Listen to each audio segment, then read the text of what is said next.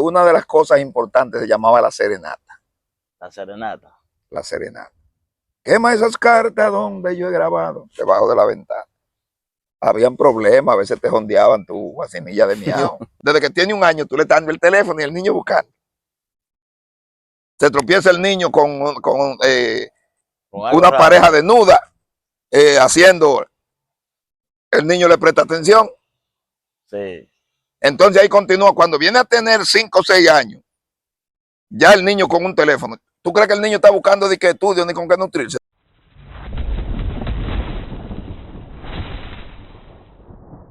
Me encuentro aquí con una persona muy amada en el pueblo de Sosúa, una persona que realmente tiene su trayectoria.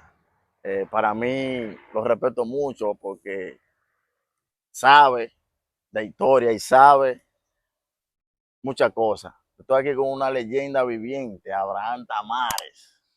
Buenas tardes, buenas tardes. Gracias por la invitación. Feliz y contento de que me haya abordado Sí, sí. para este conversatorio. Sí, porque usted estaba ahí trabajando en su banitería.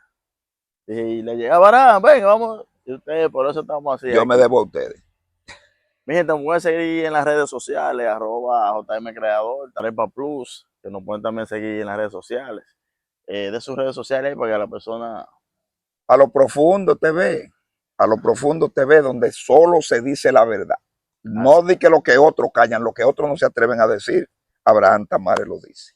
Ahora, en la actualidad, para uno enamorar una mujer, eh, hay, se puede decir, muchas formas.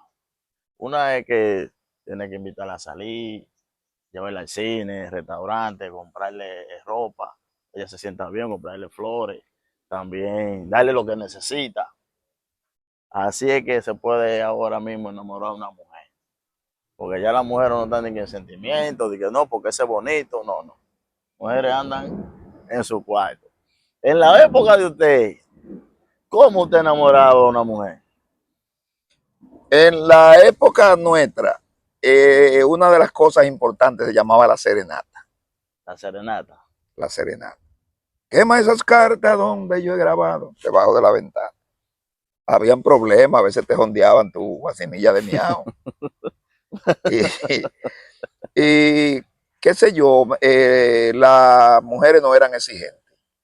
No. No, como ahora, porque a las mujeres ahora no les interesa ni que rosa, ni que yo, que para esa época una rosa era valiosísima.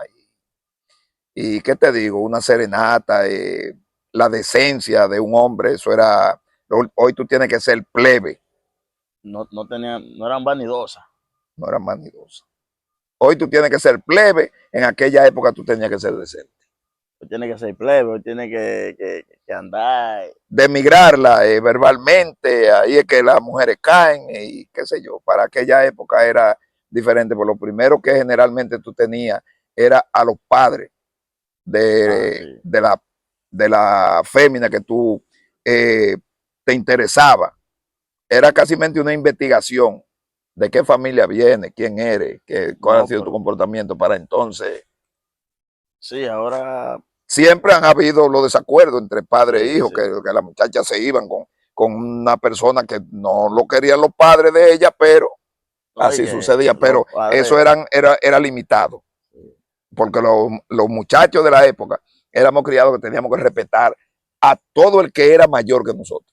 No, usted sabe que los padres eh, ahora en esta época comienzan a preguntarte que trabaja, que si la familia, que esto. ¿Cómo, o sea, qué fue qué usted hizo para tener su primera novia? ¿Usted fue donde el padre, donde su padre, o usted la tenía escondido? Para tener mi primera novia. Sí. Mira, yo hay dos cosas que no aprendí nunca, ni he aprendido, ni creo que ya vaya a aprender. O tres, podría decir, que se llamaron vender, cobrar y enamorarme. No, No, usted no se enamoró. no. Yo tuve, no que no me enamoré, o sea, no le caí atrás nunca a nadie. Ya, Yo usted tuve, esperaba que ella llegara a usted. yo tuve Puede sonar jactancioso, pero es la realidad. Pues yo he sido muy tímido. Mm. Sí. Y para enamorarse no se puede ser tímido. Oh. Entonces yo tuve la virtud de que desde que estaba niño, de que bailaba muchísimo, ya hasta en los cumpleaños, las muchachitas se jalaban los moños de que por bailar con el gordito, que yo cuando, y siempre tuve la suerte de tener esa mercancía de sobra. Sí, sí. Pues mi gente, mire, ya ustedes saben, suscríbanse. Si usted está viendo este video y le está gustando, suscríbanse, compártanlo. También nos pueden seguir nuevamente, @Arepa Plus. En el número que están viendo ahí, nos pueden escribir, que yo se la llevo donde sea. Mira, Abraham, yo ahora mismo aquí yo caigo 100 pesos, pero no sé si de echarlo de gasolina o echarlo de gas, porque la gasolina, oye, la gasolina está carísima. En el tiempo de usted, ¿con cuánto usted llenaba el tanque de gasolina de su motor o de su vehículo? Mira, en el año, para recordarte una fecha, en el año 72, en el 73, finales del 73, comienzo del 74, el tanque de un motor 50, el Toronja como le llamaban, el Cacú, Bueno, se llenaba con 33 centavos, en ese tiempo. que era un galón. 33 centavos el galón.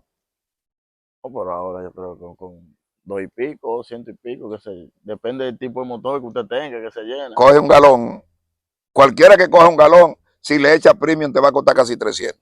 300 pesos, el mío se llena con 300 pesos. Eso mismo, ¿eh?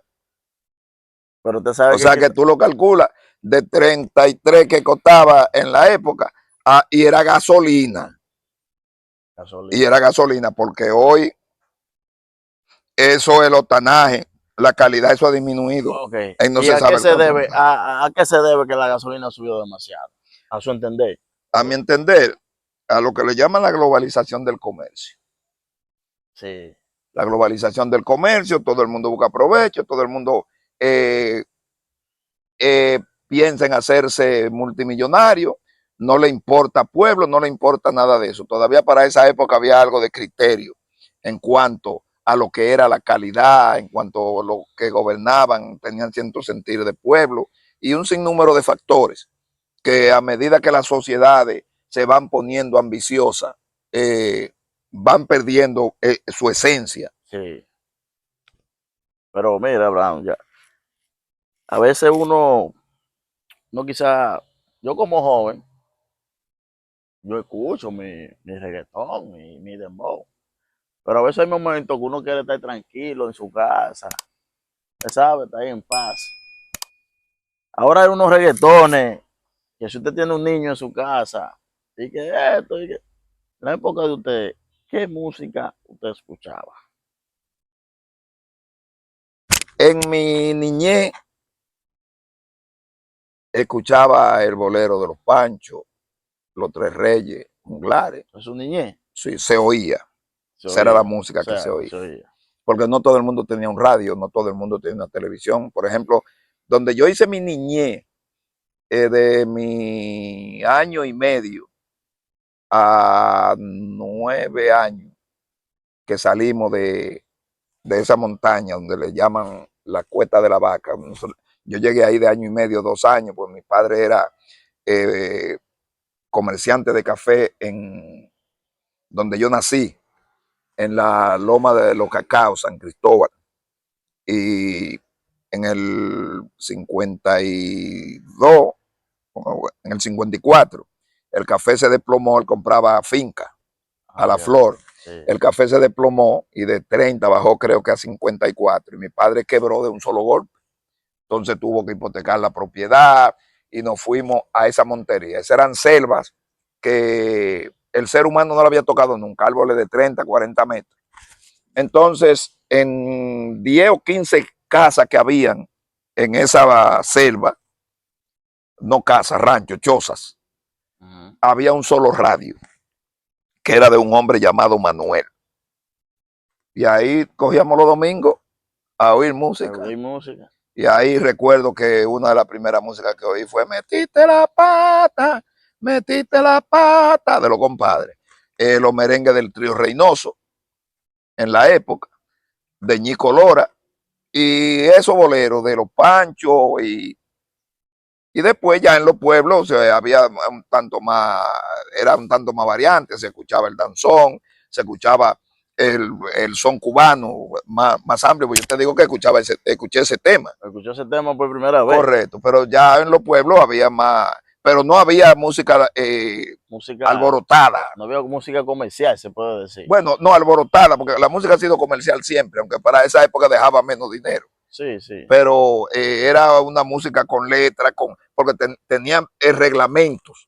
O sea, las autoridades, las leyes prohibían la música prosaica. Sí, sí.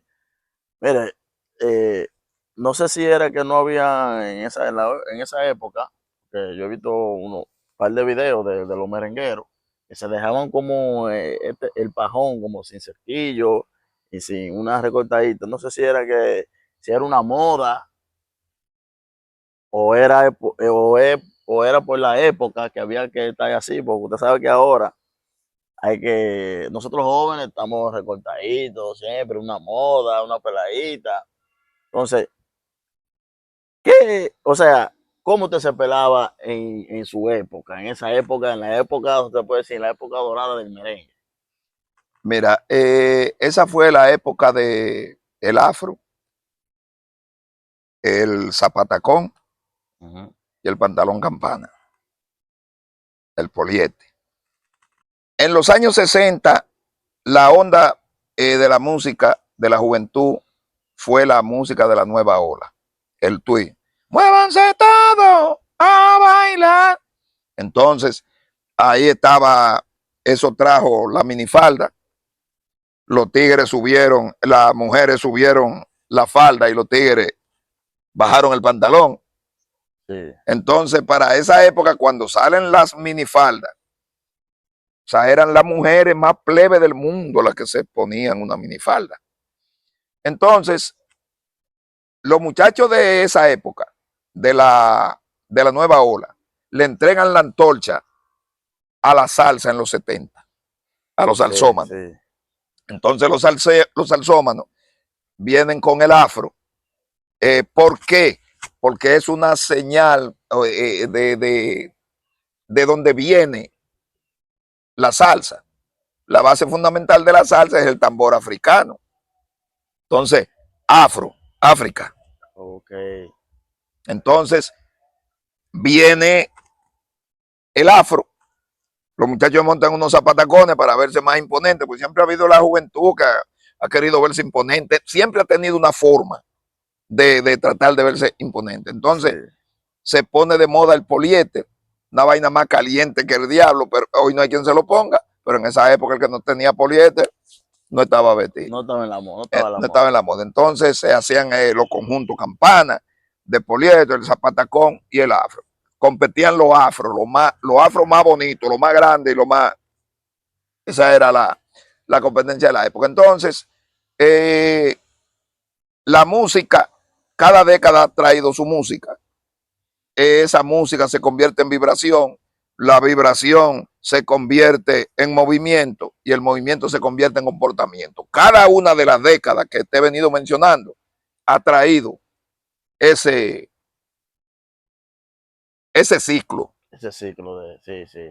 Eso es así. Hoy mira los muchachos, el baile y la muchacha, un baile que yo, bueno, para mí, yo le doy gracias a Dios que mis hijas me salieron, porque yo no quisiera ver una hija mía bailando esa vaina que se baila hoy. Y oyendo esa música que se oye de la manera, yo no. Gracias a Dios mis hijas me salieron en ese aspecto parecida a su padre. No, las hijas, tú sabes que la música de antes y la de ahora es muy diferente y se baila diferente. Tú sabes que antes era merengue y eso es lo que usted dice y son, pero ahora unos reggaetones que... Eso no es música. Yo, que me perdonen los muchachos que hacen ese... que hacen... eso es entretenimiento. No. Eso es yo diría, un degrado social. Hay de ellos, hay honrosas excepciones de quienes hacen letras que tienen algún sentido, pero es que esa música, ese golpe, que todo es lo mismo, y eso no es nada más que una incitación al consumo de lo prohibido, de la droga, hablando en términos reales. Esa es la situación. No importa de que la letra que le pongan, porque ya es un mito que hay con ese sonido, con ese bim boom, bim boom. Entonces, ¿qué trae eso detrás? Que mire esta jipeta para que tú la exhibas, que diga que es tuya, que mire este Lamborghini, que diga que es tuyo. ¿Para qué? Tú tienes que traerme ese carro para acá en 2 meses o 3 meses, que lo vendiste, que yo, cuando, para que los muchachos se vuelvan locos y le caigan atrás ese asunto. Sí, miren, mi gente, si le está gustando el contenido, suscríbanse. Ahí abajo, se suscribe. ¡Pum! Si le está gustando la conversación, el conversatorio con Abraham Tamares, lo comparte, se lo manda a la tía, el primo, el sobrino, a nosotros crecer y seguir haciendo más videos como este. Abraham, mire, está pasando una situación con los jóvenes ahora. Hay jóvenes que no sé si es que cogen la calle porque quieren o si cogen la calle en el sentido que hacen, se puede decir, fechoría. Cogen la calle si es porque quieren o por la educación que le dé su padre o porque el padre para trabajando y lo dejan solo. En su época, ¿cómo eran los muchachos, los jóvenes que iban subiendo? ¿Cómo eran ellos? Los muchachos de mi época, mira, hay que tomar, en la sociedad hay que tomar muchas cosas en cuenta. Muchas cosas en cuenta. Porque si calculamos la cantidad de personas que éramos y de muchachos, o la cantidad de personas, de cuánto era la cantidad de habitantes que tenía República Dominicana, nuestro país, en esa época, y cuántos somos hoy, nos damos cuenta que hemos crecido abismalmente. Ahora, la parte política que debió o debe ir tomando en cuenta a medida que las sociedades van creciendo, qué se debe ir haciendo para ir regulando, para que las sociedades crezcan y se desarrollen con dignidad. A nuestro político no le ha interesado eso. Le interesa un pueblo bruto, un pueblo de mente chiquita tapada, porque es de donde ellos sacan su ventaja. Tener grupo, tener sitios como la 42, como esos sitios donde, ¿qué se puede sacar de ahí? Absolutamente nada. Entonces, Claro. el asunto, por ejemplo, de los muchachos y la calle. ¿Cuántos son los que han caído por falta de educación? ¿Cuántos son los que han caído por falta de posibilidad? Porque hay un sinnúmero de muchachos, hijos de madre soltera, Sí. que el papá se lo mataron, que el papá abandonó a la madre, que la madre tuvo que meterse a trabajar en una casa de familia que no necesitaban el muchacho, pero necesitaba el trabajo. La madre que tuvo que salir a buscársela y dejar el hijo con la abuela o con qué sé yo quién. O sea que Sí, es sí, un asunto que cuando tú lo analizas es demasiado amplio para que es donde yo digo que tiene que entrar la parte política, la parte de quienes gobiernan, sí, a supervisar esa parte para que las cosas, tratar de educar al inocente para no tener después que maltratar al delincuente. sí, Entonces, a mí que no, que son los padres, sí, 50 y 50, pero la gran maldad es del Estado. Por la razón de que si tú en tu casa, tú llegas, tú echaste el día trabajando, tú llegas en la noche, a ti se te debe rendir un informe de qué sucedió en la casa. sí, Entonces el Estado debe tener el ojo puesto en cada sector de qué está sucediendo en cada sector, por qué aquí está creciendo la delincuencia, por qué aquí. Cada una de esas cosas son obligaciones del Estado. Entonces, nos llega en el 90, en el 96, 97. Nos llega esto. Teléfono. El teléfono inteligente. Para joder nomás. Para joder más la juventud. Porque entonces sí. se hace prácticamente una obligación, que ya ahí yo digo que los padres tuvieron la culpa. Un niño de 5 o 6 años lo primero que te pide es un teléfono. Una tablet. No, pero que entonces tú desde que tiene un año, tú le estás dando el teléfono y el niño buscando. Se tropieza el niño con una pareja desnuda haciendo, el niño le presta atención. Sí. Entonces ahí continúa. Cuando viene a tener 5 o 6 años, ya el niño con un teléfono. ¿Tú crees que el niño está buscando de qué estudio ni con qué nutrirse? No, está buscando porno. Sí, porque ya vio. Ya vio. Está buscando la información del delincuente que estuvo, qué sé yo, cuántos años preso, y que yo di, qué sé yo, cuántos machetazos, que yo maté, qué sé yo, cuánta gente, que yo vendí, qué sé yo, cuántos tacos de droga. Toda esa vaina la están mirando los muchachos. Entonces los muchachos comienzan a meterse en la cabeza que quieren ser como ese tipo. Sí. Porque cuando el niño en su edad, antes de la adolescencia, de niño a la adolescencia, todo lo que significa peligro lo quiere probar. Sí. Todo lo que significa peligro lo quiere probar. También no tiene nada mental. Pero justamente, entonces después de que llega la adolescencia, entonces comienza a penetrar en lo que él entiende que ya él puede ir echando pluma. Sí. Entonces el Estado, para mí, tiene la culpa en un 70 o un 75% de nuestra población como va. Bueno, y gente, perdón que te interrumpa, ¿te puedo decir algo más? Sí. ¿Tú sabes cuántos muchachos tenemos dañados hoy en esas cárceles?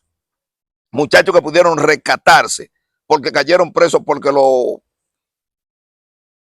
indució a alguien a cometer un delito o lo cometió por primera vez. En vez de tú agarrar a ese muchacho y mandarlo a una cárcel de esa que se gradúe de delincuente, que se termine de graduar de delincuente, agarra a ese muchacho y prepara un plan de trabajo donde tú pones a ese muchacho a trabajar, que va a durar 5 años preso. Esos 5 años usted va a durarlo trabajando. Usted va a pagar tanto por su estadía aquí y el resto lo vamos a depositar en una cuenta. Cuando usted salga de aquí, usted me va a poner una paletera y le voy a dar seguimiento. Claro. Ese muchacho que sale de ahí restablecido, no, aquí lo mandan a que se pudra a una de esas cárceles, que venga de allá graduado, porque de ahí es de donde el sistema busca su cuarto. Bueno, mi gente, hasta aquí fue este segmento de hoy. Ustedes saben, suscríbanse al canal, sigan a Lo Profundo TV. Explíquenle un poco de Huellas de la Naturaleza. Abraham tiene un taller de manitería, para que lo sigan y lo apoyen ahí. Nosotros tenemos, o no tenemos, somos ebanitas, de eso hemos vivido la vida entera. Hemos hecho otras tantas cosas. O sea, nosotros podemos decir que nos preparamos para sobrevivir el planeta. Nosotros podemos soltar una cosa de la que sabemos hacer, agarrar la otra. No pasamos hambre. No pasamos hambre, nos preparamos para eso. Pero tenemos ahora un proyecto que se llama Huellas de la Naturaleza, donde estamos trabajando en armonía con los diseños de la naturaleza, los árboles en su propio estado natural. Cuando el árbol se seca, que él trae su figura, que la misma naturaleza se la talla, vamos a decir así, nosotros esa misma figura la presentamos en los muebles que estamos haciendo. Entonces, ya más adelante vamos a hacer una amplia publicación, quizás hagamos una feria, sí. No sabemos, algo vamos a hacer.